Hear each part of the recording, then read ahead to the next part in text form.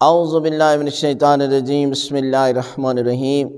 شادی کے بعد پتہ چلا شوہر یا بیوی نے کئی دفعہ زنا کیا ہے تو کیا کریں؟ اکثر لوگ یہ سوال کرتے ہیں اور دین سے تو بالکل انہیں پتہ ہی نہیں ہے، دین کے مسائل کا تو انہیں سرے سے پتہ ہی نہیں ہے۔ اکثر لوگ تو وہ ہیں کہ جن کی یہ حالت ہے کہ شادی کے بعد بھی انہیں غسل جنابت کا نہیں پتہ، تو ان کی زندگی کیسے ہے؟ لہٰذا یہ لوگ کہ جنہوں نے شادی سے پہلے آپس میں زنا کر لیا، دیکھیں جو کوارے لڑکے اور لڑکیاں اگر وہ زنا کرتے ہیں اور ان کی شادی ہو جاتی ہے، توبہ کر کے وہ شادی کر سکتے ہیں، اس میں کوئی قباحت نہیں ہے۔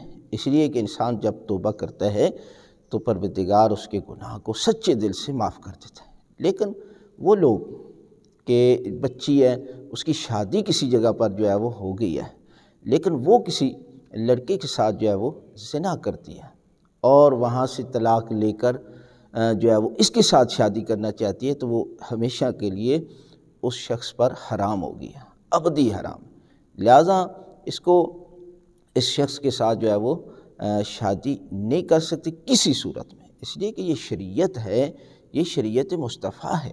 اس کے لیے حضرت امام حسین علیہ السلام نے کربلا میں جا کر اپنا سب کچھ لٹا کے اللہ کے دین کو بچایا، اور دین میں یہ ہے حلال اور حرام کو بچایا۔